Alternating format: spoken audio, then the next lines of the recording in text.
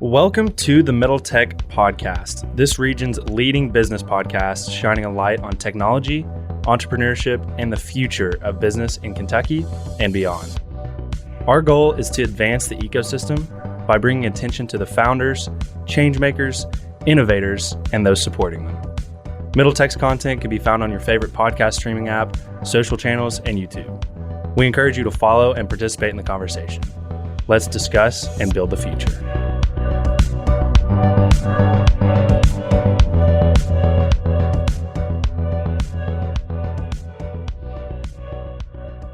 What's going on, everybody? You got Evan Knowles and Logan Jones here with the Middle Tech Podcast, and we just sat down with Masha Khusid of Drive Capital.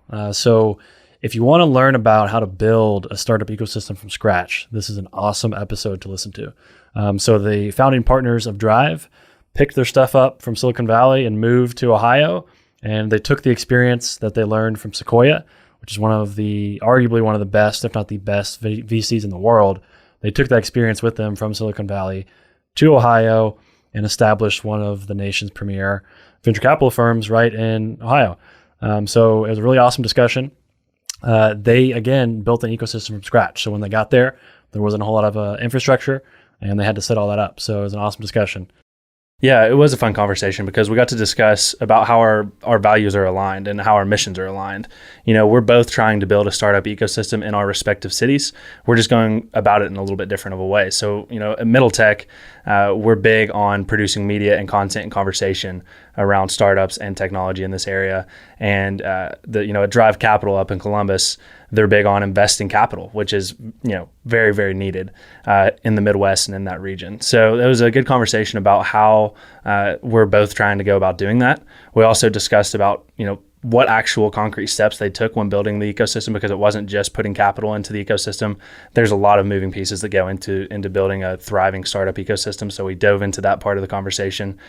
Some of Drive's most exciting portfolio companies. So I guarantee some of you guys are going to recognize some of these companies that they've invested in. So we got to talk about those. Root is one that just had an exit. They IPO'd. Mm-hmm. The insurance company for car insurance. There's one that Duolingo. That's one very well known for any of you guys that have tried learning another language. I know I've downloaded it before. So those are all companies that Drive Capital has in their portfolio.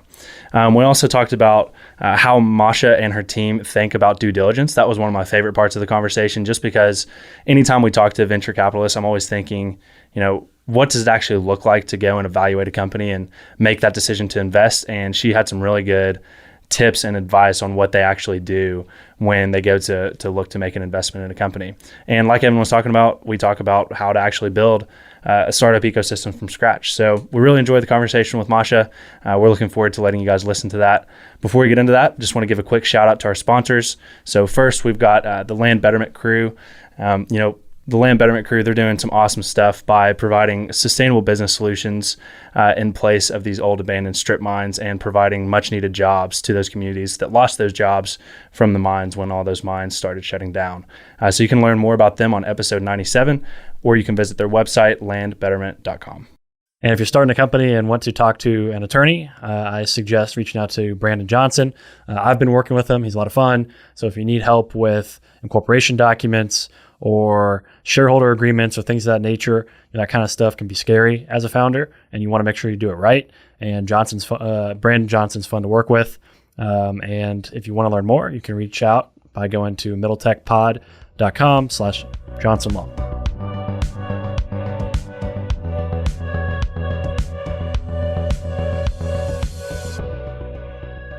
All right, welcome back, guys. We are here in the Awesome Inc. studio. We are sitting down with Drive Capital and Masha Khusid, who is up in Columbus, Ohio, and they are building a really awesome venture capital firm up there and pouring some funds into the Midwest, which we're really excited to see. So we're super excited to sit down with Masha here and get some insights about what you guys are building up in Columbus. So Masha, welcome to Middle Tech. Thanks, guys. Thanks for having me. Yeah, and to start here, let's just start with your background. I got to listen to a little bit of your interview for the team that you did, I guess a little around a year ago, and I was really intrigued by your background and where you came from and everything. So let's just start kind of at the early days, because I think that's pretty relevant to your entire story. Yeah, definitely. So I was actually born in Russia in 1989. So right around kind of the time things were falling apart from a political standpoint there. And that allowed my family to leave as refugees in 92. So shortly after everything fell apart. And we moved to the United States. My parents left with no money and really nothing, but kind of the same immigrant story that no matter where anyone comes from, is kind of the hope for a better life for your kids. And we moved actually straight to the Midwest. So I lived in Indianapolis first for a couple of years, and then we moved to Ohio from there, and I spent most of my childhood in Cleveland. I went to Ohio State. I never really expected to go there, but I did. Unlike most people from Ohio that kind of dream of going to Ohio State, it was definitely not necessarily on my radar. I got a scholarship, much like a good immigrant daughter, no student debt was really important to my family. So went there. And for that reason, pretty much alone. And I got a couple of degrees. I got an accounting degree from the business school, and then I did a modern art history degree as well. So two very different degrees. Yeah, cool combo there. Yeah. I don't really use either too much. I guess accounting a little bit. But I graduated in 2011, and when I was choosing my accounting degree, everyone in the business school was kind of dealing with the 2008 financial crisis, and no one was really getting jobs except the accountants. So everyone was like, you should just get an accounting degree because that's the one that at least is guaranteed to get you a job. But I did not even end up using that advice. So yeah, that was kind of early days. I graduated from Ohio State. I moved out to Seattle pretty much immediately thereafter and did tech investment banking for a few years. From that experience, I moved on to work at KKR, which is a global private equity firm. Hated it. So hopefully no one from KKR is listening, but absolutely hated it. And left to travel for a while because I just got totally burnt out on the culture there. And after traveling, came back to Seattle, joined a startup, and then got into venture from there. So yeah, where'd you travel? I've been there. I've gotten burnt out before, and I went to Costa Rica by myself for a while, and then came back. Where'd you go? Nice. Similar. So I went to Central and South America, started in Mexico City, went to Cuba, and then down, did Patagonia, did kind of the W trek there. And then just kind of made my way north. So Patagonia, Argentina, Bolivia. I was like, I'm about to get crushed with geography knowledge. Peru, Colombia, Chile. Cool. I said Chile. Yeah. That's so awesome. A bunch of places. That sounds like an awesome trip. I would love to do something like that soon. That's awesome. You had mentioned that you're not really using the 2 degree skill sets that you got. So as a partner at a venture capital firm, what would you say those skill sets are that you're utilizing the most? Yeah, and maybe I'm being like overly harsh or overly something on myself. I'm probably using them in some capacity because when I think about my other partners here, like Nick got a philosophy degree. I think TJ got a history degree. Folks are pretty kind of diverse in terms of what kind of degrees they got. But I think the skills that you're really using is logic from first principles, right? And that probably comes with a philosophy degree or an art history degree or anything that really tells you or teaches you how to think about fundamentals and extrapolate from there rather than take kind of known assumptions and scale down from there. So it's really thinking from the grounds up. And I think that's something you could learn in a university capacity, but you could also learn it on your own as well. Or just be really disciplined. Yeah, I'm a huge fan of first principles thinking. I try to apply it to any problems, I'm solving and, get down to the root and get rid of, like you said, the past conceptions or what other people believe about the space and just start with the root. And so Capital, Drive Capital, I believe, kind of took first principles approaches when they arrived to Ohio. I'd love to hear that story as much as you know about it, as far as, when Drive, moved from Silicon Valley and the founders moved from Silicon Valley to Columbus. You guys had to do really and if you're starting a company and want to talk to an attorney, I suggest reaching out to Brandon Johnson. I've been working with him. He's a lot of fun. So if you need help with incorporation documents or shareholder agreements or things of that nature, that kind of stuff can be scary as a founder, and you want to make sure you do it right. You're spot on with that. And I would say just to kind of Brandon Johnson's fun to work with. Again, I would say everything at Drive if you want to learn more, you can reach out. If we try to speak in analogies in a partner meeting or anything like that, we immediately get kind of called out on it, right? And that's been something that's been implemented throughout Drive, starting to its roots, to your point. So yeah, so essentially the founding story, it's an interesting one and it's one I tell a lot. So happy to share it here as well. It starts with Mark and Chris, quite frankly, and their time at Sequoia. And Sequoia was investing behind these strategies globally, where they had seen that AWS had essentially democratized access to infrastructure. There were actually great engineers all over the world at this point, right? And they were being trained up quickly online.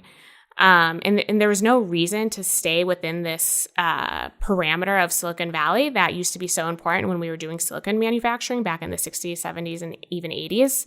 And when you had to kind of walk down the street to get, the IP around how to code your next piece of hardware. And so Sequoia was investing behind these strategies by opening offices in places like China and in India. But if a company was in the domestic United States and it was outside of this 10-mile square radius of their offices on Sand Hill Road, it was an immediate pass for the partnership.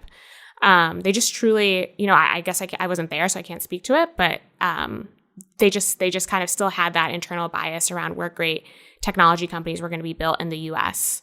And Chris and Mark kind of sat down and looked at the data and saw that, in fact, that the Midwest and just between the coast, I would say, broadly, had more Fortune 500 companies than within Silicon Valley. There were more research universities graduating, more not just computer scientists, but also other people working in deep tech, right, or life sciences or things like that.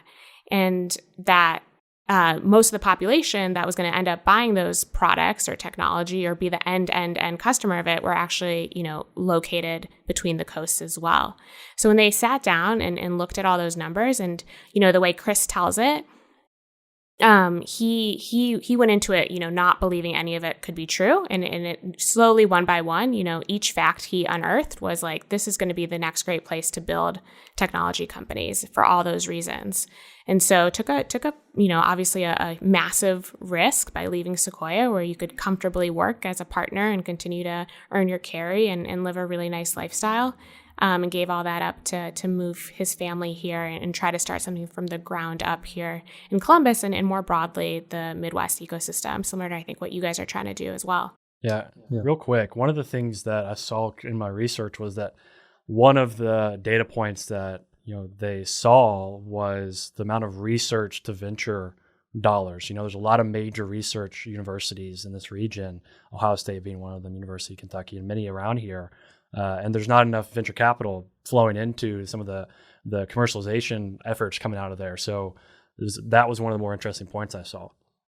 Yeah, no, you're spot on about that. And you think about like the quality of research universities that are in this pretty tight geographical area, like Carnegie Mellon, Ohio State, even Penn State, University of Michigan. There's just like, to your point, these professors and deep thinkers come from all over the world to do their academic research in this part of the country. And then there's kind of this dead end with commercialization. So they saw that as a real opportunity. And that's been like a pattern that's repeated itself in history across multiple industries, right? Not just tech.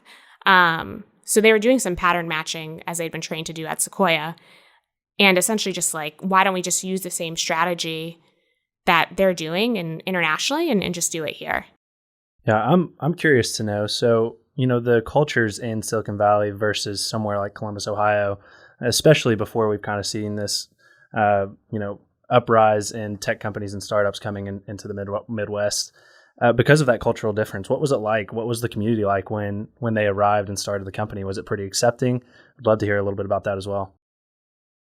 Yeah, I think some fits and starts, right? Like I'd actually be curious about, Logan, you were saying that, Evan came in to come to talk to you about the startup. Yeah. To come to talk to you about the startup.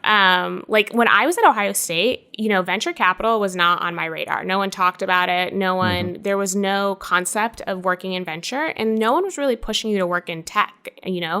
At Ohio State, they really overemphasized going to work at like Nationwide or Deloitte, or one of the big consulting firms, because those were kind of the safety jobs that could pay you $40,000, $50,000 a year when you were, 22 years old. So venture wasn't even part of the conversation. I don't know was that similar to your experience? I mean, at least you had people coming in and talking to you about startups. We didn't even have that really. Yeah. I mean, at UK, I was lucky to kind of this was all happened by chance. I wanted to get in the nice dorms, and they had a program called a living learning program where they paired you with people in your dorms that were like-minded. And I chose an entrepreneurial studies one, something like that. So that started me down that path anyway. So I was very grateful that they had that option at the university and you learned all that sort of stuff along the way, but that was very much a small program. I think that I was one of like 30 kids that were actually in this program going through it at the time. So, I mean, they did have that, but you definitely had to seek that out yourself. It was not something that was presented to you as a very real and viable option. UK is doing a much better job today, but like I was a year ahead of Logan, and when I was there, I knew I loved entrepreneurship. I had started a company with some friends freshman year, and once I got that taste, there was nowhere else for me to get any kind of education within the college. So I had to start looking really heavily outside of the college, but it's really improving, which is a really good sign. So you're starting to see the effects of that in the community here, and so we're really happy about that. And I was just going to tie that back to your actual question around infrastructure. I think when they first arrived here, when Chris and Mark first arrived here, there really wasn't that infrastructure, right? And building a venture capital firm or building startups is not just about capital, right? You need like the lawyers that understand the docs. You need the recruiters to understand kind of what the talent profile and what the risk appetite for people that want to go work at these startups looks like. And we just didn't have any of that. So I think the first few years of getting Drive off the ground, besides the incredible hurdle of fundraising and telling the story and laying out the data and asking other people to reason by first principles about why this is a great opportunity, that was all incredibly challenging, but like take on the fact that there was absolutely no ecosystem to speak of. And maybe that's overly harsh. That's just my, view on it. Like I wouldn't want someone to come at me and say, no, all these things existed. You just didn't know about it. And that could very well be true. But it wasn't as in your face as like when you go to a party in San Francisco and you're 23 years old and all anyone is talking about is the most recent app or, what just got funded. It's just so in your face on the West Coast. At least it was. When I was out there, and I see a lot of similarities to what you're describing to what we saw here in Lexington and why Middle Tech was started in the first place. I mean, you have to have that entire ecosystem to really support those companies that can lead to those exits ultimately, which is what kind of the end goal is. But like you said, you have to have those lawyers there. So we try to have those lawyers and those different perspectives. And now we're trying to build this ecosystem where we're educating people who might not have known that they were interested in tech and startups, because like you said, you need to have that workforce who has that kind of risk appetite. And, you have to almost start at the base of, hey, this is an option for you to do it all. Like for me, coming into college, I don't think I would have ever been able to predict that I'm going to end up working at a startup, a year out of college. I just didn't consider that an option. So I think we're both kind of very aligned in how we're trying to go about building that ecosystem. Middle Tech was a first principles approach business model because, from my perspective of Lexington and Louisville and just Kentucky in general, I looked at it and said, what's the problem here? Why is there not enough people talking about startups? Why are there not enough, sustainable programs? And where are the people that are talking about it? If you take a first principles approach, it starts with just awareness. It starts with people talking about it. And that requires, more conversation, which a podcast is a great way to do it. And so, Middle Tech in a lot of ways was, again, first principles. And so that's what we identified was in order to have a good, healthy startup ecosystem, people just have to be excited about it. They have to know about it and be aware of it. And then for the programs that begin to pop up and the lawyers that need to, change their thinking, now they have an avenue to go learn about that kind of stuff and even be aware. So, Middle Tech is again, kind of a first principles approach to it. Yeah, I totally agree. And I think when Chris was Drive has a sneaky way of getting people to move to Columbus and come work with them from without you really knowing it's happening. And when I was living in Chicago and working in venture and talking to Chris about how he thought about venture, like one of the things that really made me want to come work for him was this idea of creating these ecosystems and also of creating multi-generational wealth. Because in the Midwest, one thing that they have historically not done great is when there are exits, there's like 3 or 4 people from the company that get wealthy, right? It's not like the first 100, 200 employees like you see in San Francisco that then go and seed as angels the next generation of entrepreneurs. Like, if I have to say anything, like I think we've done a great job with the lawyers. I think we've done a great job educating the recruiters. I think like with the work that you guys are doing with Middle Tech is educating the broader population. One thing we haven't done as well is A, we need to have more exits, but B, we need to have more angels that are willing to take the risks on more early stage entrepreneurs. and continue to build out the ecosystem from that standpoint. And I think Drive can only do so much and can only fund so many companies. So we need more people making those really, really early stage bets. That's like a kind of a culture of risk aversion as well in this area of the country. Whereas in, San Francisco, everyone's talking about it. It's normal and it's celebrated if you've had a couple failures. Whereas here, it's a little bit. It's a badge of honor there. Yeah, exactly. But that kind of leads on into this next segment that we'd love to get into here, which is just kind of the continued growth of Drive Capital. So tell us a little bit about what some of the more successful investments within your guys' portfolio have been. If you want to single a couple out, we've also written down a couple that we've picked up on. But I'll let you start with some of them that you're particularly excited about. Yeah, maybe I'll kind of speak to the most well-known one first, then we can talk about some of the other ones. So I think Root Insurance is a great example of something that Drive has done really well, and it is pretty emblematic of how we think about investing in markets and the types of founders we get really excited about backing. So Root Insurance started in this office that I'm, sitting in now with an idea and Chris's work in the InsurTech market map and the fact that no one was underwriting on an individual basis and really using kind of the power of the iPhone and the telematics you could produce off the iPhone to underwrite driving behavior. And so they saw that gap in the market because one thing we do at Drive is we do a lot of this kind of market map work where individual investors get really deep on themes and then they educate the rest of the partnership. So we're all aligned when we go and write those first checks. So we incubated this idea with a couple of individuals who are super, super passionate about insurance, like young and hungry and just like loved insurance, which is a hard combination to find. It's usually when you think of the insurance industry in the Midwest, it's a bunch of like old actuarials, right, that have been doing it the same way for 40 years and don't have any interest in changing it. And this was not, Alex and Dan and the Root team.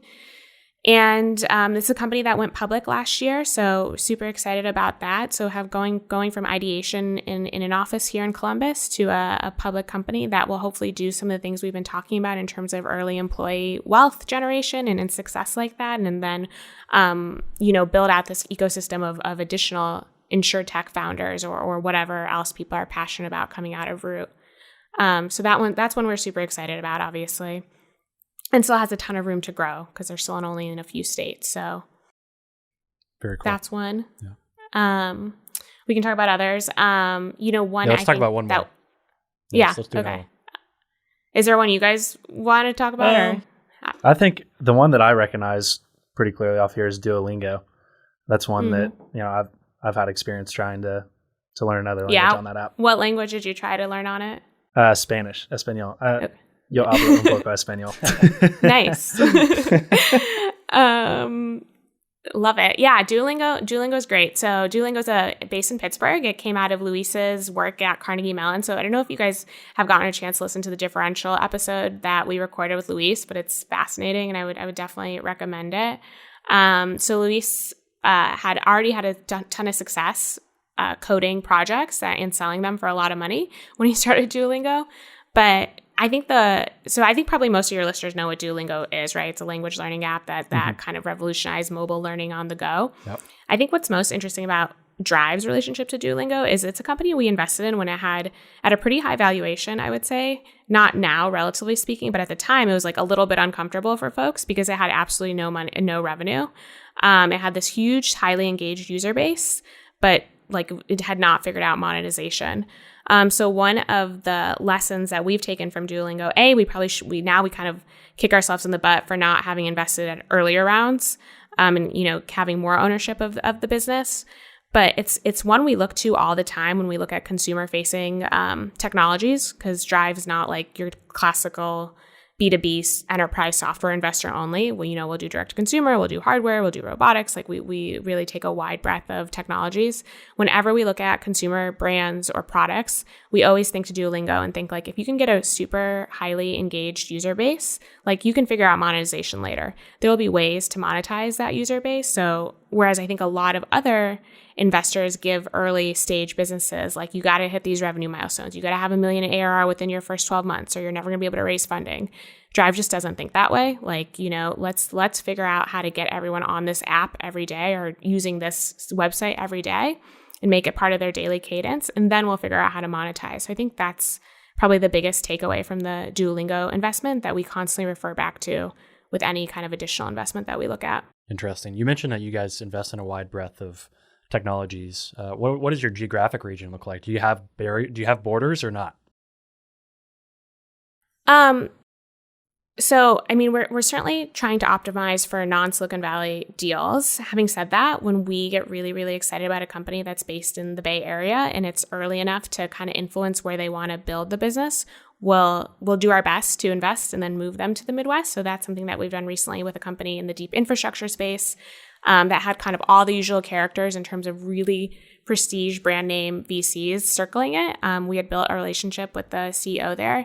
He had roots from Chicago, and he felt, and we obviously believe that, the Midwest is the best place to build technology businesses. So he's actually going to leave the Bay Area and build that business in Chicago.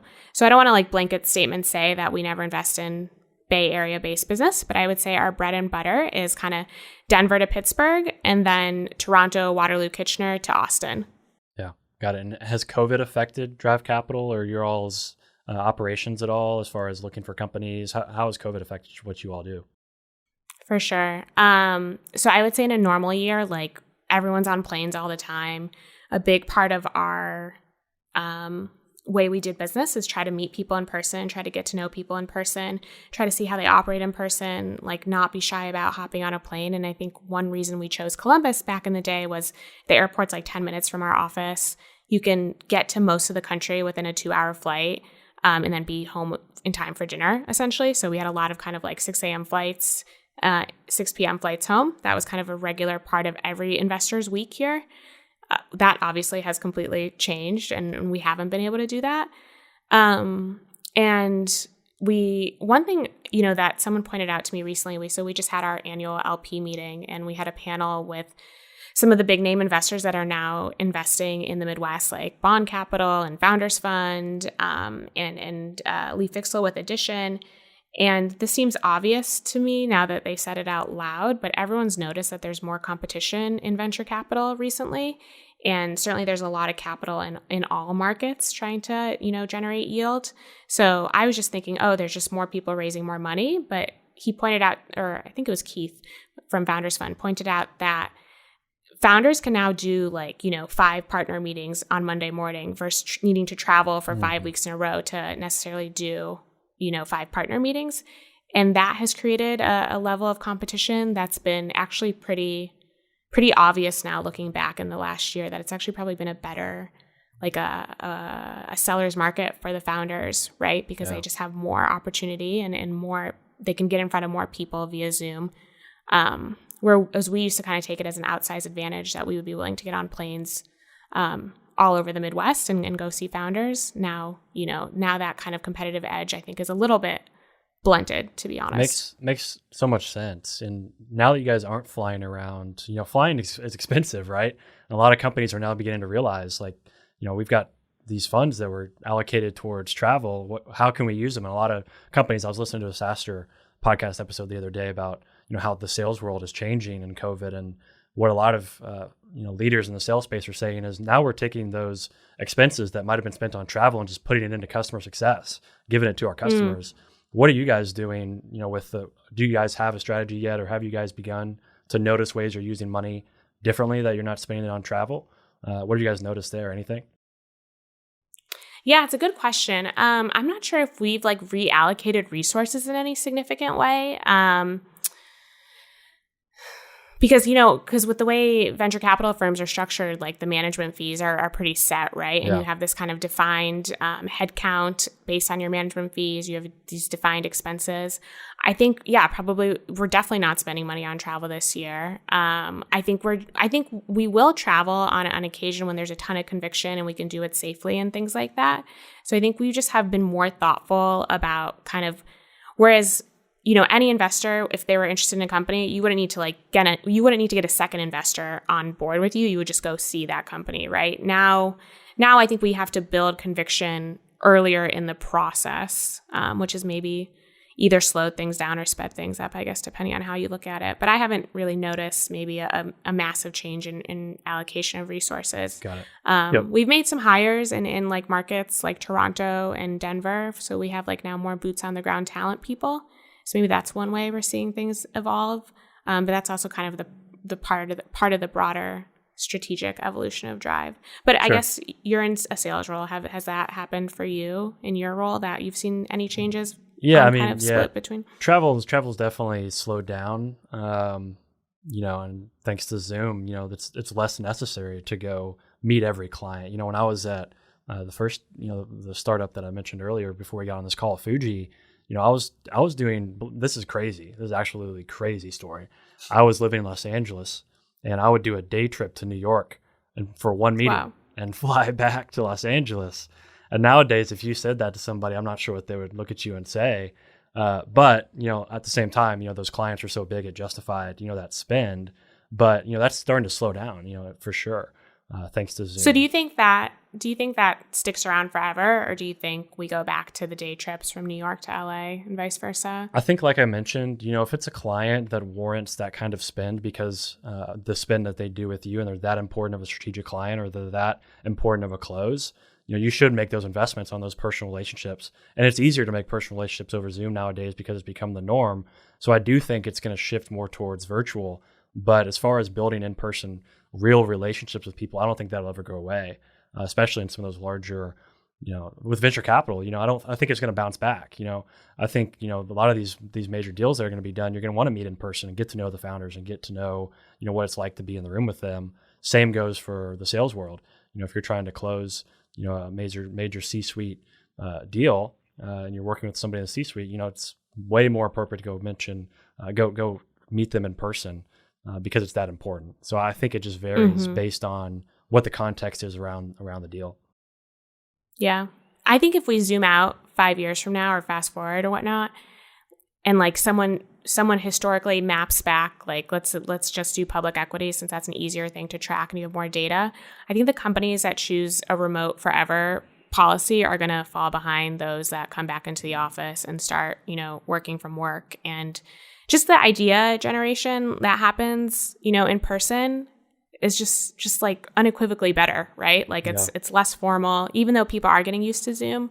I think one reason it was important for us to work, safely in the office together was that spontaneous kind of back and forth just wasn't happening for us as a partnership over Zoom. Yeah, that was the first thing that me and one of my coworkers that I'm really good friends with noticed when we were working remote is we just felt more drained working remote because the conversations, those spontaneous conversations we'd have in the office are kind of like what uplifts you. It energizes you. Yeah. And, totally. talking about the ideas and getting excited about the ideas. So when you lose that, I think that's something that can't be understated. Like that's really, really hard to do remotely. And I think you're exactly right. Companies that try to go full remote are going to fall behind. You're starting to see startups pop up that are trying to replicate, Clubhouse for enterprise. For spontaneous, conversations. And I think there's a play there, but you can never replace just sitting next to somebody and bouncing ideas off them and getting their expressions, on what you're telling them in person. Yeah. And you look at like the companies that historically have been just excellent at pushing creativity forward. Like, even Apple, for example, even they're kind of a monolith at this point, like they never made any grant, they were trying to get people back into their offices ASAP. So we'll see what happens with folks like Twitter that have really embraced the fully remote policies. I mean, if you're Apple and you've spent a few $1 billion on buildings, you'd hope people go back to them. That's true. Yeah, cool. So a question that I'd like to get to here as well is, what's it been like being a female in VC? We actually just had an organization here in Lexington on for our last interview called Women Innovators, Founders, and Leaders. And their kind of purpose is to shed light on women who are taking on roles that have primarily been male dominated, and VC is definitely one of those industries that's been very male dominated. And, we're definitely happy to see that pendulum kind of swinging the other way, but there's still a lot of work to be done. So kind of tell us about your experience being a female in VC. Yeah, I think for me, because I started my career in investment banking and then I went to a private equity firm, being in male-dominated fields has always been just the norm. And I would almost say that Drive's the most diverse place I worked. And if I look around at who the next generation of general partners are going to be at Drive, like it's a pretty diverse group. And I think it's a firm that truly, talks the talk and walks the walk, whatever the expression is. Like they really do put their money where their mouth is in terms of trying to operate from a place of putting diversity first. So it hasn't necessarily impacted my work as a VC within my partnership. I'm trying to think if kind of broadly it has. I think, I don't know if this is female or this is kind of more general. I think there's always like a tiny bit of imposter syndrome, right? No matter who you are. So there's perhaps a bit of that, but I'm not sure that since I've been at Drive, it's something that I've like thought about deeply from a personal standpoint. It's something that we talk about within our portfolio. Like how do we, when we're setting up our companies to go public, how do we make sure their board is set up for success from a diverse standpoint? How do we have more impact on what kind of hiring they do? We put out a diversity report that we just kind of quietly publish on our website. And it's not something that we want to have a ton of fanfare around because frankly, there's more work we could be doing there. But the places where we have the most impact as investors, both within Drive Capital and on the boards usually, is like the places that you'll see the most diversity broadly. I think there's like definitely a lot more work to be done around funding female founders, and even like I'm probably guilty of that and could do more of that as well. But we also try to again like stick to first principles and invest in companies because they're great companies, not because they're female founded or diverse founded. And same thing with who we hire internally. So I probably don't have a good answer for you. It's a little squishy, but it's just been kind of, it was the norm earlier in my career. And so honestly Drive's a little bit refreshing in terms of that and the fact that people care about that and want that to evolve and change. Yeah. Awesome. Yeah. We enjoyed that conversation, and it was eye-opening because, the numbers in VC are just so skewed, male and not towards minorities. And it's good to see that more awareness is being brought to that because it's important for diversity of perspectives and everything. So a few questions here at the end that really don't fit into one of the previous sections that we've been covering. The first one is, what's a piece of due diligence that you think is really important? Like there are several different ways that you can do due diligence on a company. What's your personal favorite, and what do you think is the most important? Yeah, I think we kind of live and die by customer references, right? Like we could have our own ideas on a market and the direction of the market and the why now and all the kind of the sizing of the market opportunity and the team. Like we could have our own opinions on all that. And what we'll often find is that we do have like these very strongly held opinions based on all this mountains of market map work you've done and research and academics you've spoken to. And then like you talk to customers or potential customers and they're like, yeah, this is like okay. Like it's a nice to have. It's not a need to have. It's not an acute pain point.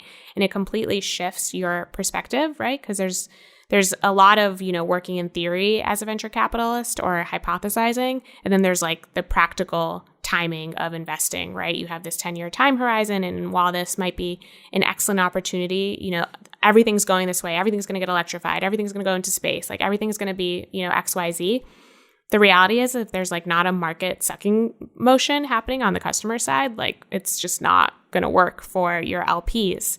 So I would say like the customer references are usually the most informative piece of our diligence process, and also the part like I most look forward to reading in any memo that anybody writes. Like the way we set up our memos is you kind of go through everything and then you have the references at the end, and hopefully they reinforce what you've laid out as the investor and your hypothesis in the company. And oftentimes they're like saying the exact opposite. So then you get kind of like skewered in your Monday partner meeting. But like, yes, you're telling us all this, but look at what the customer says. And it's saved us too from like, squarely making bad investments or it's reinforced, maybe hunches that you had, but weren't totally, had conviction on yet without the customer reference. So I'd say that's probably for me the most important part of diligence and the most exciting part. That makes a ton of sense. And I like that because it keeps the business customer centric. Like that's why a business is created, is to fill a need, solve a problem. And I think that seems like that kind of first order of thinking. To go back to that, yeah. This is where a business starts. It's the customer. So I really think that's a smart smart way to do due diligence. Yeah, I think that's a great point because it ties back to like why Drive exists, right? Because we thought technology businesses were going to be built next to their customer, and in the tech company that iterates on product close to their customer, 9 times out of 10 is going to beat the tech company that's iterating, from San Francisco. That was like the first order principle that, that was part of why Drive exists in the first place. Yeah, no, makes a ton of sense. Okay, so another question here that, we like having kind of an emphasis on technology on this podcast. What is a technology that you're seeing coming up that you're most excited about right now? Oh, yeah, that's an awesome question. So I actually spend a lot of my time, I didn't tell you guys this, on kind of frontier technologies at Drive. So within that, I would include anything quantum related, so quantum computer, information systems, or communications. And then also space-based infrastructure and everything that's being launched into space right now and what the implications of that are. So like complete bias, but those are by far the 2 markets I'm most excited about. And I think maybe less so in space, but I definitely think in quantum, the Midwest has like a real outsized chance at being kind of the leading geographical footprint for some of the work that needs to be done there, both from an academic standpoint in terms of like the great research coming out of places like University of Chicago and even Waterloo in Canada and the Perimeter Institute. But also like quantum at the end of the day is a materials problem. And the backbone of materials and industry is the Midwest and manufacturing. So like you want to do it in the place that already has the infrastructure in place and is graduating the mechanical engineers and the chemical engineers and the control engineers, because those are the people that like the quantum workforce is going to need. So it's an opportunity I'm super excited about. It's one that we're actively thinking through at Drive how we're going to invest behind in terms of a strategy, and both on the hardware and the software application side that's going to follow. So yeah, like those are kind of frontier technologies that I'm super pumped about. I don't know if you guys have any interesting leads for me in Kentucky, but I'm all ears. Actually, I'm sure Logan we were both just like buying up a bit to go to mention it. So shout out to Space Tango. You definitely need to check out Space Tango. They're doing micro experiments that they send into space that are completely automated. So they're doing, biology experiments. They're doing materials experiments using these micro automated boxes, essentially, that they send up into the International Space Station and use zero gravity, super cool, microgravity to see how that affects these different, organisms or these different materials. Yeah. They're based in Lexington, Kentucky, which is just a crazy story.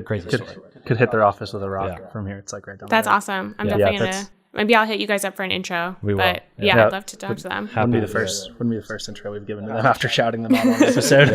All right. Next question here. What's one portfolio company that you guys have that you want to bring awareness to because maybe it's early or just one of your favorites that you want to tell the audience about? Yeah, I think Forge is a really cool one to talk about because it's so different than anything that's happening in kind of your classic VC world, especially in the Midwest. I mean, the Midwest is not known for its, life sciences track record or advantage or anything like that. That's all usually happens in places like Cambridge and Boston. And my partner, Molly, who leads kind of our healthcare and life sciences work, she is really passionate about gene therapy, and she spent a year probably researching the sector and trying to figure out where the bottlenecks for gene therapy was. And at the time she was doing this work, there was only 2 approved gene therapies in the world, right, to actually deploy in children, because most gene therapies are done with young kids, so it's super dangerous. There's a lot of reasons why it's been slow to be a part of our kind of normal treatment cycles for some of these diseases that end lives at like the age of 18. But this was work that Molly was really passionate about. And it turned out that one of those 2 that had been approved globally was actually here in our backyard at Nationwide Children's, which is a great hospital in the Columbus area.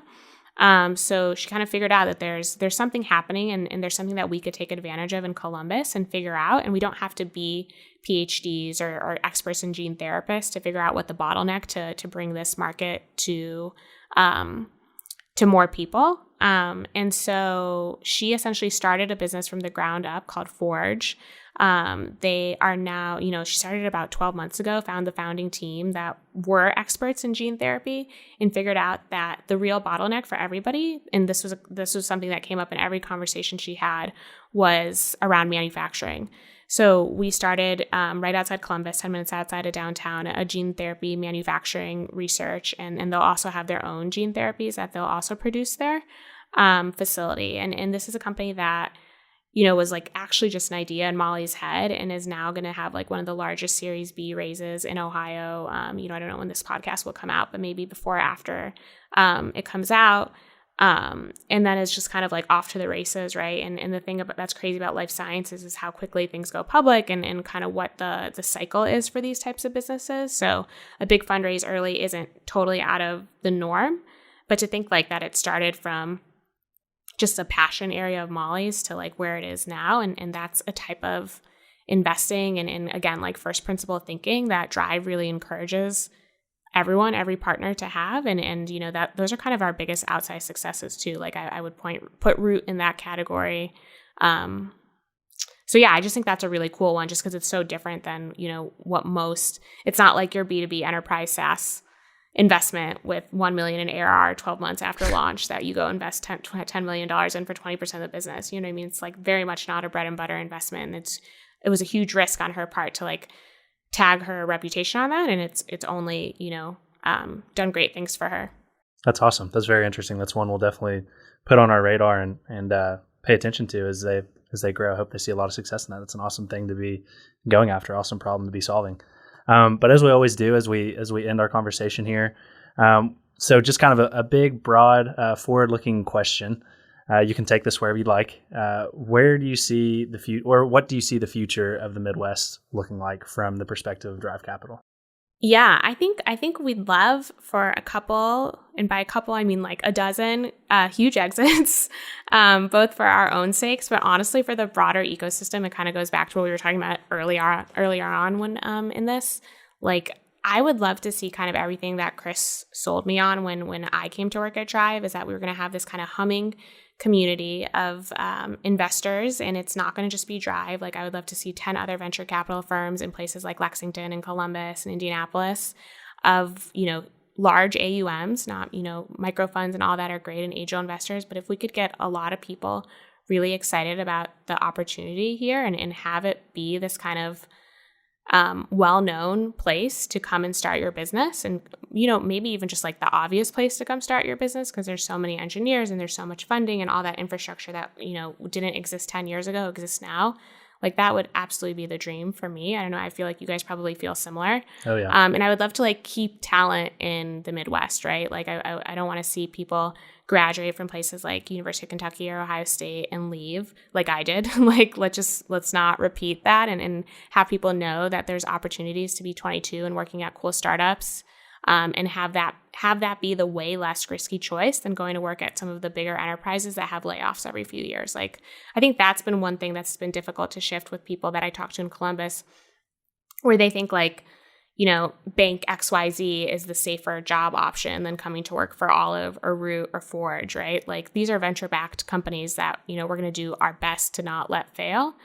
And then the other guys are like people that are very comfortable laying off 1,000 people every couple of years. So why wouldn't you go work at the venture-backed startup? Like that's actually the less risky move.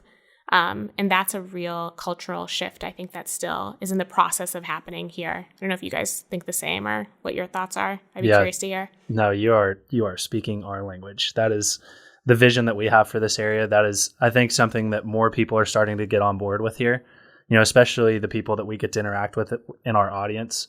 It's so rewarding for us when we get somebody that's listened to one of our episodes come to us and say, man, I had no idea that such and such company was doing what they're doing in Kentucky or in Nashville or in Cincinnati, wherever it may be. And the more that we hear those things and try to grow this ecosystem, the closer we feel like we're kind of inching to that. So, like I said, we resonate with pretty much everything you said there. If there's ever anything Middle Tech can do to help spread the word about what you guys are trying to do to the ecosystem up in Columbus, definitely do not hesitate to reach out and let us know.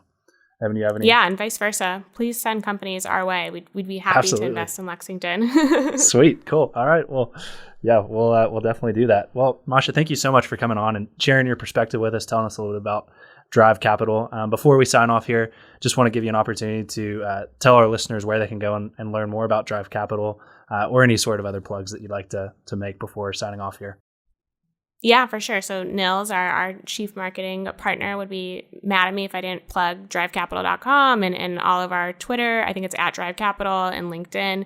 Nils puts out a ton of great content, not just on Drive Capital related stuff, like a lot of, VC fundamentals. And again, we're trying to do a lot of the same similar work as you guys in terms of just getting broader understanding of what VC and what startups are like.